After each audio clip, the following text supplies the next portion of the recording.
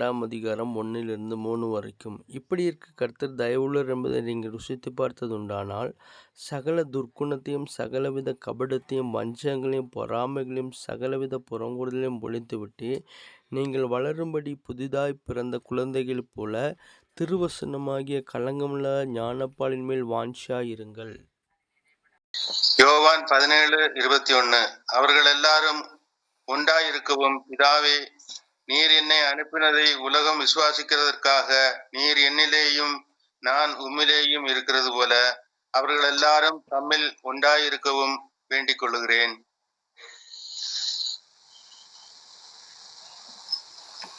எபேசியர் 4:3. சமாதானத்துக்கட்டினால் ஆவியில் ஒருமையை காத்துக் கொள்வதற்கு ஜாக்கிரதையாயிருங்கள். கொலேசியர் 1:28. எந்த மனுஷனையும் கிறிஸ்தியேசுவுக்குள் தேறினவனாக நிறுத்தும்படிக்கு அவரையே நாங்கள் அறிவித்து, எந்த மனுஷனுக்கும் புத்தி சொல்லி, எந்த மனுஷனுக்கும் எல்லா ஞானத்தோடும் உபதேசம் பண்ணுகிறோம். இன்னைக்குள்ள வேத பகுதிகளில் இருந்து நாம் படிக்கிற பாடம் அப்படின்னு சொன்னா, நீங்கள் வளரும்படி. எதுல வளரும்படி?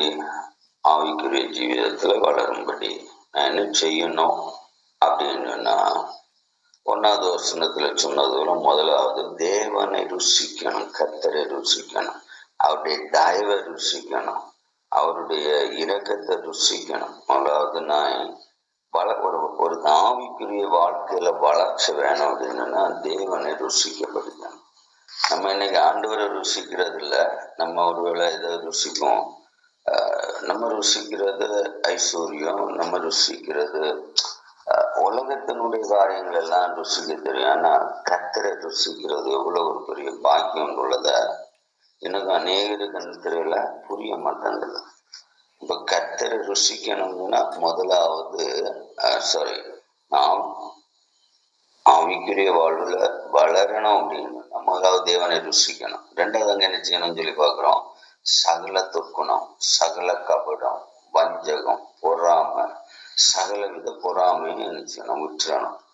இல்லை அதையும் இருக்கும் இதையும் இருக்கணும்னா நம்ம வளர முடியாது. ஆவிக்குரிய ஜீவிதத்துல வளர்ச்சியை காண முடியாது. இனி அடுத்தது நம்ம பார்க்கும்போது இந்த யோவான்ல என்ன பார்க்குறோம், ஒற்றுமை வேணும் அப்படின்றது அங்க தெளிவா இருக்கு இல்லையா? ஆண்டவருடைய ஜபத்தை பாருங்க. இயேசுவின் ஜபம் என்னங்கன்னா, அவர்கள் எல்லாரும் ஒன்றாய் இருக்கவும் பிதாவே.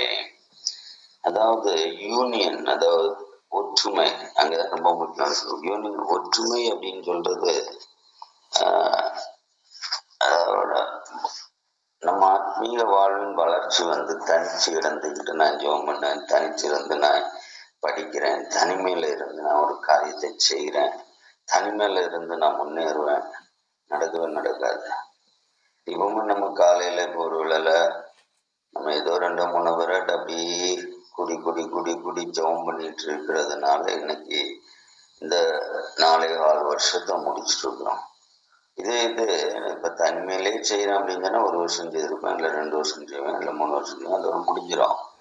4.25 வருஷம் இது நீண்டு போகுது அப்படின்னா இதுதான் ஒற்றுமை, இதுதான் ஆண்டோடைய எதிர்பார்ப்பு. அவர்கள் எல்லாரும் ஒன்றாயிருக்கவும் பிதாவே, நீர் என்னை அனுப்பினதை உலகம் விசுவாசிக்கிறதற்காக நீர் என்னிலையும் நான் உம்மிலையும் இருக்கிறது போல அவர்கள் எல்லாரும் நம்மில் ஒன்றாயிருக்கும் வேண்டிக் கொள்கிறேன். இந்த ஜபத்தை அடிக்கடி சொல்லுவேன்.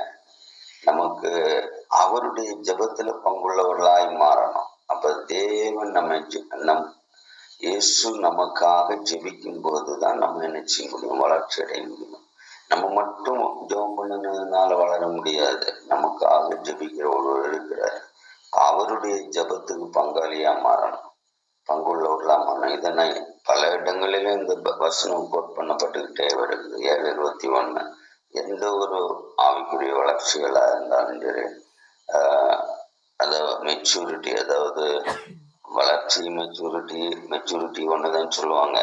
ஆனா அந்த மெச்சூரிட்டின்னு சொல்ற வேர்டு இன்னைக்கு அநேகர் அதுக்கு விளக்கம் தெரியல. மெச்சூரிட்டின்னு சொல்றது என்னது? அதாவது நம்ம 4 பேர் மோசமா பேசும்போது நான் உடனே அவங்ககிட்ட போய் என்னது அதுக்கு எதிர்த்து நிற்க போறேன்னு சொல்றது மெச்சூரிட்டி இல்லை. அது கண்டுக்கிடாம போறதா இருக்கணும். அது வேற ஒரு வகையில வழக்குன்னு அப்படிதான். அதாவது பன்றி எங்க கிடக்கும்? சேத்துல கிடக்கும். அந்த சேத்துல இருந்து கரையாத்தணும் சொன்னா நம்ம சேத்துல இறங்கினாதான் அந்த சேத்துல இருந்து கரையாத்த முடியும். இல்லைன்னு சொன்னா ஒரு நாளும் நடக்காது. அப்போ பன்னிக்கு ஜென்மம் சேத்துல தான் இருக்கணும், வளரணும் உள்ளதா இருக்கவில்லை. இல்லை, அது நான் நல்ல இடத்துல இருக்குவேன்னு சொல்லிக்கிட்டு நம்ம நினைச்சிட்டு நம்ம நேரம் எங்க சேத்துல இறங்கினா அந்த பண்ணியும் நம்ம ஒன்னா இருக்கணும். அதான் மெச்சூரிட்டின்னு சொல்றாரு. அது சேத்துல கிடக்கிட்ட பேசாம போகணும். அதான் மெச்சூரிட்டி. அப்போ எதுக்கு நான் இதை சொல்றேன்னா, நம்ம எல்லாரும் ஒன்னா இருக்கணும் இல்லையா அப்படின்னு சொன்னா அந்த ஒற்றுமை நமக்குள்ள இருக்கணும்னு சொன்னா நம்ம வளர்ச்சி பெற்றிருக்கணும். அப்ப அந்த வளர்ச்சின்னு சொல்றது தேவையில்லாதத திரும்பி பார்க்காம இருக்கிறது, தேவையில்லாத காரியங்களில தலையிடாம இருக்கிறது, தேவையில்லாத இடத்துக்குள்ள போகாம இருக்கிறது. திரும்பி பார்க்க கூடாது, தலையை கொண்டு நுழைக்க கூடாது, அங்கிட்டு போகக்கூடாது. தேவையில்லாம் நினைச்சிட்டியா மெச்சூரிட்டி ஆயிடுச்சு அப்படிங்கன்னா அப்போதான் நமக்கு என்ன செய்ய முடியுங்கன்னா ஒற்றுமையை காக்க முடியும். நம்ம இல்லாத இடத்துல எல்லாம் தலையை நுழைச்சிக்கிட்டு போற கடைசியில அது ஆத்மீக ஜீவித பாதை ஆகாது. ஆத்மீக ஜீவிதம் எப்பவுமே நம்ம வளரணும் அப்படின்னா முதலாவது தேவனை ருசிக்கணும். ரெண்டாவது துர்க்குண கிரியைகள், சகல கபடம், வஞ்சனை, பொறாமை, புறங்கூறுதலை விடணும். மூணாவது நான் செய்ய வேண்டியது அவருடைய ஜெபத்துல பங்குள்ளவராக மாறணும். அது ஒற்றுமையா இருக்கணும். நாலாவது நம்ம அதில் பார்க்குற காரியம்னா எபேசியர்ல வாசித்தது போல சமாதானம் கட்டினாலும் ஆவியின் ஒருமையை காத்து கொள்வதற்கு ஜாக்கிரதையா இருக்கு. சமாதானமா இருக்கணும். எப்பவுமே சமாதானம் கற்றுக்கொள்ளதான் நிற்கணும். சமாதானமான சூழ்நிலைகளை மட்டும்தான் விரும்பணும். சமாதானம் இல்லாத சூழ்நிலைகளை நம்ம விரும்பவோ போகவோ பங்கெடுக்கவோ செய்கிறது நமக்கு பெரிய பிரச்சனைகளை உண்டாக்குகிறதா இருக்கும். இனி அடுத்தது கடைசியா நம்ம பார்த்தது ஊழியத்துல பங்குள்ளவர்களா இருக்கும்.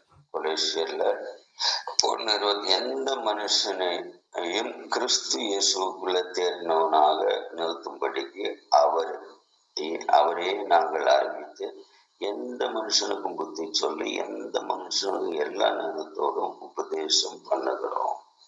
அப்போ ஊழியத்தை செய்யணும். ஊழியத்தை செய்ய மாட்டேன் நான் அவன்கிட்ட போய் என்னத்தை இது சொல்ல, என்னத்தை போய் நான் சாட்சி சொல்ல, என்னத்தை போய் அவனுக்கு புத்தி சொல்ல அப்படின்னு நினைச்சிட்டு இருந்தோம்னா நம்ம ஆவிக்குரிய ஜீவத்துல வளரவே முடியாது.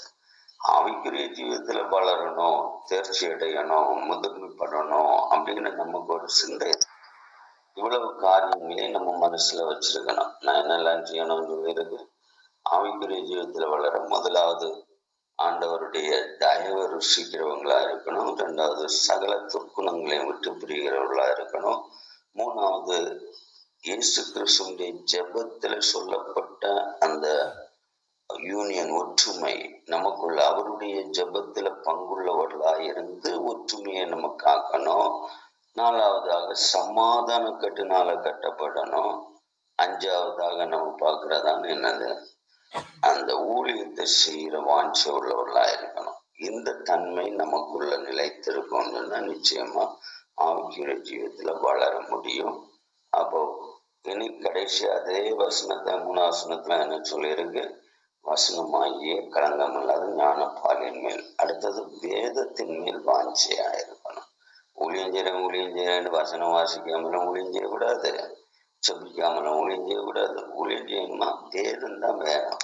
திருவசனத்தின் மேல நினைச்சணும்.